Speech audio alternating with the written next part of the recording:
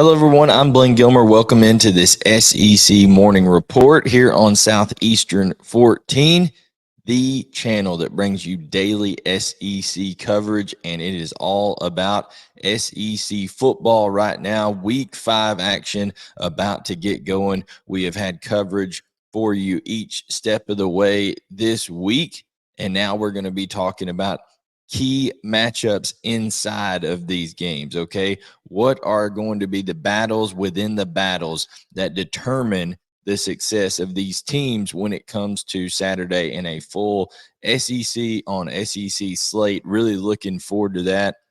And something, guys, that you can look forward to is getting a little bit of a discount on CHOMPS. Yes, a nice protein snack, guys, that whether it's venison, beef, turkey, lots of different flavors. Jalapeno on the beef is my favorite one to try. So if you like CHOMPS, not only is it a protein-laden snack, it's a healthy snack. The kids can eat it. You can eat it. So make sure to get you some CHOMPS and check out the promo code in the description below. Get 15% off. Helps us out.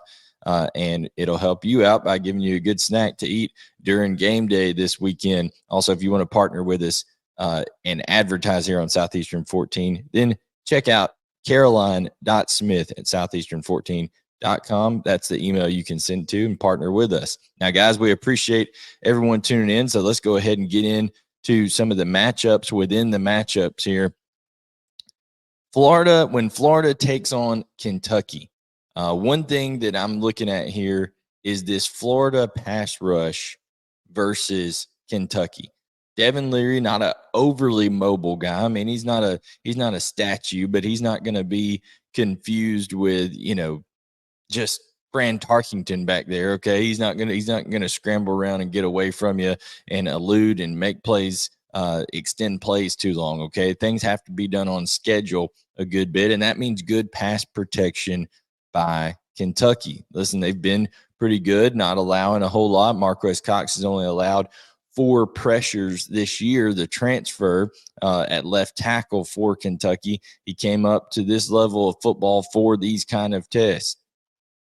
He's going to be tested definitely by a future NFL draft pick over there in Princely Umanmielen, and we'll see how that goes for him. Okay, like I said, only 4 pressures allowed on the year for Marques Cox. Now, Austin Armstrong at Southern Miss, his team had 44 sacks last year, which was 4th in the country. He's used to creating havoc and getting pressure and things like that. But right now, the Gators only rank 92nd in the country in terms of pressuring quarterbacks. They have 7 sacks on the year, not a ton. 4 of those came against Charlotte. Okay, so they haven't been the best at being able to get home and force pressure and get home on the quarterback. So we've got, for the Kentucky offensive line, you've got Eli Cox, who's moving to center. He started at center after moving back there. He was at guard before in the first few games for Kentucky. They moved him back for Vanderbilt after Jagger Burton had a couple of bad snaps, and that kind of perturbed Mark Stoops a little bit, so they moved him back over. There's always the possibility that you could get Kenneth Horsey back at guard, so then you would have Burton, Horsey, and Cox in the middle, and then Marques Cox out on the left tackle there, of course. And like I said, it's going to be incumbent upon Kentucky to be able to have success up front. Not only the pass rush, but listen, Florida is 2nd in the country when it comes to defensive success rate against the rush. They actually held Utah in check running the football. Okay, it took the Utes 30 attempts before they got over 100 yards rushing in that game. And then also we know that Tennessee loves to run the football, and Florida absolutely stonewalled them there, didn't allow them to do so. So Kentucky is going to want to have success and be efficient, of course, with Ray Davis getting that going so that the Florida pass rush then can't, just pin its ears back and come after Devin Leary. So that's a matchup that I'm looking at there specifically, Princely Umanmielen versus Marques Cox over there at the left tackle position. I think that could be a marquee matchup. Marques Cox looking to make an NFL name for himself, and we know that Princely is going to get drafted next year, so that's a good matchup to watch. I'm excited to see how that one goes down there. Like I said, whoever is able to run the football better in this game. So conversely, you could say Kentucky's defensive front has to do a good job. Trevin Wallace in the front seven there, being able to fit gaps, those linebackers. What Florida likes to do is they like to stretch the run game horizontally and try to make you misfit gaps. So if Trevin Wallace and company can be gap disciplined and maintain gap integrity there, then that could help them out against talented running backs, of course, against Trevor Etienne and Montrell Johnson. So whoever runs the football, whether it's Etienne and Johnson or whether it is Ray Davis and Jutah McClain, those guys in there for Kentucky, that's going to help out these different quarterbacks. And also an intriguing deal because Kentucky was in on both Mertz and Leary, kind of was viewed as the leader for both there, and decided to go with Leary over Mertz. That hasn't necessarily been Mertz has played a little bit better football to this point in the year, but now Leary gets a chance to acquit himself. But matchups inside the matchups there, of course, it's going to be hard for Florida out on the outside to get much going against the corners of Andrew Phillips and Maxwell Hairston for Kentucky as well. Can they win some one-on-one matchups there? Excited to see that. Now, Arkansas, Texas A&M. I'm excited to see the matchup of Luke Haas and Andrew Armstrong, Isaac Tesla against this Texas A&M secondary. Also, the underneath coverage. You got Taron York, who's playing really good at linebacker early on as a freshman for Texas A&M, but he is a freshman, and I'm sure there will be ways that Dan Enos tries to test him, whether it's underneath stuff, maybe match him up with Haas, move in one of those big receivers, Tesla and Armstrong inside, maybe into the slot and get them matched up on a young player like that. So we'll see how that goes. Now, I also think when you're talking about this game, obviously we know that Arkansas has to work on things in terms of defensively. When you look at inside the Power Five and you adjust things, there's Pick Six Preview has an adjusted pass defensive rating, and Arkansas comes in 66 of the 69 Power Five football teams when it comes to that in their pass defense on that. And they've just allowed some big chunk plays, especially that LSU game, factors into that as well when Malik Neighbors and Brian Thomas went crazy. So obviously there is talent on that side with Evan Stewart. There's the number one receiver. You got Anaya Smith, who can do a lot of different things. Moose Muhammad, even though he hasn't had a great start to the year. Noah Thomas has been a guy. He was out missing from the team with a family issue. We'll see if he's able to return. Aggie Nation is really, the 12th man's really been supportive of him, which is great to see in this era of college football. So we'll see if he's able to return. Jade Walker has done some good things. So that secondary, I think both of these secondaries and how they match up and are able to take care of business on those sides and prevent big plays is going to be a big deal. And that Texas A&M secondary has a lot to do with, honestly, how Max Johnson is going to perform in this game. Okay, because what you want Max Johnson to be able to do is to be able to go out and just operate within the system, not have to force things, not feel like, okay, I'm having to get in a shootout here with KJ Jefferson. If it turns into that kind of battle, okay, a guy, even though he's played a lot of football, I don't know that that's necessarily the best scenario for Max Johnson to be in. So playing complementary football, being able to get a few stops for your quarterback that's getting used to coming in and being the guy now this year with this team, is going to help out things a lot. So those are the key matchups I'm looking there. But look for Dan Enos especially to try to get Luke Haas, get Andrew Armstrong, Isaac Tesla matched up inside on one of those safeties or one of those linebackers like York. I think that's going to be a key matchup here in this one. And we know, as always, you can say it with every SEC matchup, how does each team stop the run? Texas A&M was able to get 200 over 200 yards rushing against Auburn last week. If they do that this week, it's curtains for Arkansas. Got to be able to stop the run, both teams. Now, Georgia and Auburn, okay? This is a matchup that I'm really excited to see how Georgia's defense at the linebacker level does on the road, okay? Because there's a lot of communication front to back in this defense for Georgia. Jamon Dumas-Johnson is a guy who was the starting middle linebacker all last year.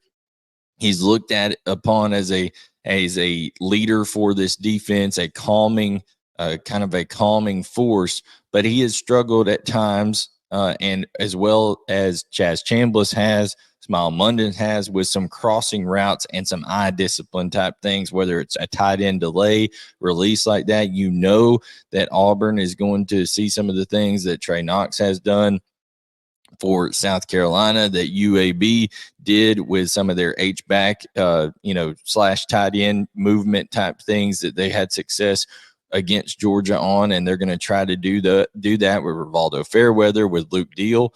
So can Georgia have eye discipline at the linebacker position? And of course, there's going to be crowd noise and all this kind of stuff. Will the communication be there? There could be some issues, Dan Jackson having to play for Javon Bullard at safety.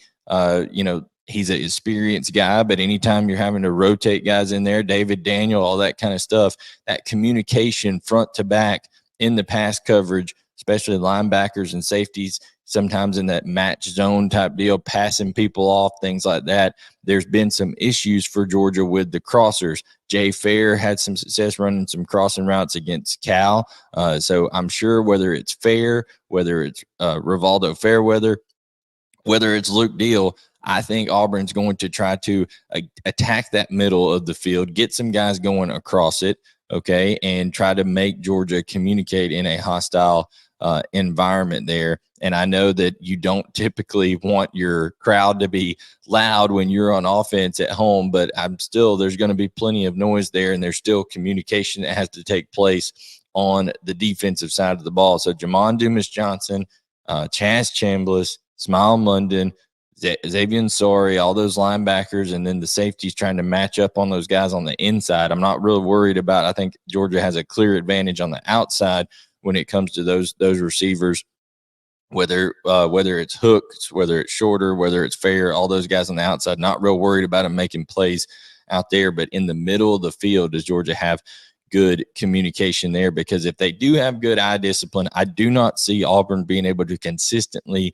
just matriculate the ball down the field enough without making mistakes. So if Georgia's just able to play sound, keep things in front of them, and not lose guys on crossers, I think it will be tough on Auburn to sustain drives, and they will end up hurting themselves and turning the ball over. The quarterback play has not been great. Like I said, 5 straight Power 5 games dating back to last year where Auburn has not had a quarterback pass for over 100 yards. That is astonishing and, just completely inept. And I think it's going to be key for Georgia just to remain disciplined. They're going to try to mix some things up. They're going to try to create things. Hugh Freeze very creative in trying to scheme up guys wide open. So we'll see how that goes on that side of the ball. If you flip it over, I think Eugene Asante is somebody that, whether it's Ernest Green at left tackle, if they move him out on the edge, whether it's the perimeter blocking where Oscar Delp or Dylan Bell or Arian Smith or any of these receivers out there that are having to do a lot of the perimeter blocking that Georgia does, he's a guy who can play in space. He can defeat blocks. He's really good in the pass rush. So the tackles and the perimeter blocking against Eugene Asante in Georgia's quick screen passing game and things like that, that's a matchup that I'm looking forward to seeing as well. Now for South Carolina versus Tennessee, I think the key matchup in this entire game is going to be the interior of South Carolina's defense against the Tennessee run game. Listen, if Tennessee is able to get that run game going, Jalen Wright exited the UTSA UTSA game with an injury. Who knows if he's going to end up being available or not. Dylan Sampson, of course, Jabari Small. They've got plenty of weapons there that can run the football. And then Joe Milton showed that he can run it, went 80-something yards against UTSA first play of the game. So there is no lack of weapons in terms of being able to run the football. And it's going to be incumbent upon South Carolina to slow down that run, because that prevents Tennessee from getting in that tempo that they like to do, whether it's, Tonka Hemingway at defensive tackle. TJ Sanders is a guy, a third-year player that's playing really well. I like what he's doing. Alex Huntley. You got Stone Blanton at middle linebacker, of course, and Jordan Strawn out on the outside. I think these guys are the pivotal matchup in this game. How are they able to take on? I think you'll see Cooper Mays probably come back at center for Tennessee. That'll be big for them on the offensive line. You got Mincy, of course, that I think will be back for them as well. So Tennessee should be kind of whole there on the offensive line.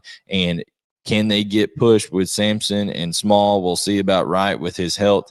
And get that run game going, because if they get that run game going, that's really what sets up that tempo. And when you're moving around and trying to figure out things on that tempo, then that's when they're able to hit those shots down the field with Squirrel White, with Ramel Keaton, with Brew McCoy, all these guys that Milton has to throw the ball to. So I think that is by far and away the key matchup in this game for South Carolina and Tennessee. Got to be able to stop the run if you are the Gamecocks. LSU versus Ole Miss. My thing is just how healthy are these receivers for LSU? That's the key matchup in this one, because Zachary Franklin, Trey Harris, and then a receiving tight end in Caden Priestcorn, especially with Michael Trigg now off the roster. That is the key matchup here. This LSU defense, in terms of the passing defense, is 82nd in the country when it comes to allowing yards per completion. Ole Miss, even with some of the banged up and lack of continuity they've had, they are number one in the country in terms of yards per completion offensively. So these are teams that allow a lot of success through the air when it comes to LSU secondary. Arkansas hadn't had much separation for the entire first few weeks of the season, and they made the freshman tight end Luke Haas. LSU made Luke Haas and Andrew Armstrong look like world beaters, members of the St. Louis Rams back in the day, the greatest show on turf. That's what they were, just catching balls all over the place. Now, Jackson Dart was not great at Alabama last week, but I think that had a lot to do with, okay, my receivers are limited. We're not getting anything going in the run game. So I think if Zachary Franklin, Trey Harris, Caden Priestcorn have their legs underneath them a little bit more, they've worked themselves. Okay, we've got that first game out of the way, first game back from surgery for all three of them at the same time. That's a critical deal there. So how is their health? Are they a little further along this week than they were last week? Because that LSU secondary gives up some things at times. So that's the matchup that I'm really looking forward to there, to see just how those two teams match up that way. And then also, can Ole Miss get some pressure on Jaden Daniels? And I mean controlled pressure. We know Jaden Daniels can escape the pocket, but with the crowd there at Vaught Hemingway Stadium, it's in Oxford. It's a 6:00 Eastern kickoff, 5:00 for Ole Miss. It ought to have a perfect balance there in the Grove of, okay, we've been in the Grove, but we haven't been in the Grove too long, if you know what I'm saying. So that crowd ought to be primed and ready to go. So utilize that crowd noise, get some controlled pass rush, meaning don't get undisciplined with your pass rush lanes and allow Jaden Daniels to get out with his legs and hurt you. But if they can do that, and that home crowd makes a little bit of difference, of course, I think this is going to be a great game to watch. But Jackson Dart, does he have healthy weapons on the outside? That's what I'm looking for in this one. Alabama and Mississippi State. Listen, I just think that this is all about, okay, can Mississippi State find some balance offensively. They threw the ball all over South Carolina. Before that, they were running the ball against everybody else, and they couldn't get anything going in the passing game. Mississippi State has not thrown a touchdown pass against Alabama since 2014 with Dak Prescott. Got to find ways to move Tulu Griffin and Justin Robinson around, be able to get them the ball in space. And with Justin Robinson, he's a big enough guy. Hey, give him a 50-50 ball over there with Terrion Arnold and see if he comes down with it. Arnold has played very well this year for Alabama, but that's always a matchup you've got to test because we know what we have on the other side over there in Kool-Aid. He's going to lock you down, and he's a ball hawk. He's a guy that you don't really want to test as much. So Arnold is the guy that gets all the action over there, it seems like, most of the time, and teams are trying to go after. So that'll be interesting to see. Also, could they maybe move one of those guys inside and try to match them up with a guy, with a Malachi Moore, with a Caleb Downs? I know that those guys are tremendous players, and they're really, really good at coming up and being force guys in the run game. But if there is a weakness to their game, can they get them matched up in pass coverage, especially with an electric guy like Tulu Griffin? So I think that's something that you have to look at there. But the main thing for Mississippi State is, are they going to be able to stop the run? Because Alabama is going to come out and try to establish it early. And once they do, then they're going to take their shot. So if you can prevent them from running successfully on the first couple of downs, Jet Johnson, Nate Watson over there at linebacker, that defensive front, I think that would be huge for Mississippi State just to make Jalen Milroe actually work his way down the field. The more opportunities he has to snap the ball, the more likely he is to make a mistake. So can you prevent that big play if you're Mississippi State? Now, this is a game where Alabama has a potential to be very, very explosive, okay, because South Carolina was explosive against Mississippi State. And we know LSU was, of course, as well. Isaiah Bond, all these guys at receiver for Alabama. You got Jermaine Burton, Ja'Cory Brooks. I mean, so many guys that can make plays, and in fact, the tight ends as well that Jalen Milroe is building continuity with. So, got to just keep the ball in front of you. If you're Mississippi State, rally to it and try to force Alabama to work its way down the field, not allow explosive plays. And then the last matchup we have that I kind of skipped over time-wise is Missouri and Vanderbilt. The biggest thing in this game is, can Vanderbilt find ways to protect the football and not turn it over? AJ Swan, does he even play in this game? There was rumors of his elbow hurting. Does Ken Sills take over and spell him in this one? And if so, does he hold on to the football? Because if you turn it over against a Missouri team, the way that Brady Cook's playing, the way that Luther Burden's playing, I think Schrader and Pete will be able to run the ball in this game because Vandy hasn't been able to stop the run all year. I don't know why the spread is 12. I know that Missouri has some guys banged up on the defensive side of the ball. I don't think it will matter. I think they'll be able to, play just fine. Listen, Missouri's got experience behind their experience. Okay, that's how old and old they are defensively. They've got a lot of guys that have been returning. So I don't care that there's some people banged up over there on that side of the ball. It's all about, does Vanderbilt have the ability to protect the ball, make good decisions with it, which they have not shown to this point this year. And also, as long as Missouri can line up and just run the football down their throat, which I think they'll be able to, it's going to be hard for Vanderbilt to stay competitive in this one. So, guys, what are your matchups that you're looking forward to the most? Go ahead and drop them in here. I appreciate everybody, as always, being involved in the chat, being active. Thank you so much for everybody who tuned into the show with Tavares King and Noshawn Marino last night. We're going to be doing that every Wednesday night, 8:30 Eastern, 7:30 Central. So make sure to tune in to that. Chris Lee and Gavin Schoenwald have a daily show here every day from 12 to 1 Eastern and 11 to 12 Central. So tune into that as well. We got previews, predictions, everything you could want SEC-wise is right here on this channel, and that's just football. You got October 9th, you got a daily show starting with Blake Lovell right here on the channel for basketball as well. So we're going to have a ton of content coming your way as we go forward here. Baseball will be coming in the spring before you know it. So there's so much content, and it is definitely the place for daily SEC coverage. So like I said, thank you so much for tuning in. Check out that promo code to get you some CHOMPS at a 15% discount. And of course, remember, if you want to advertise with us as we're getting bigger and bigger, the network is growing.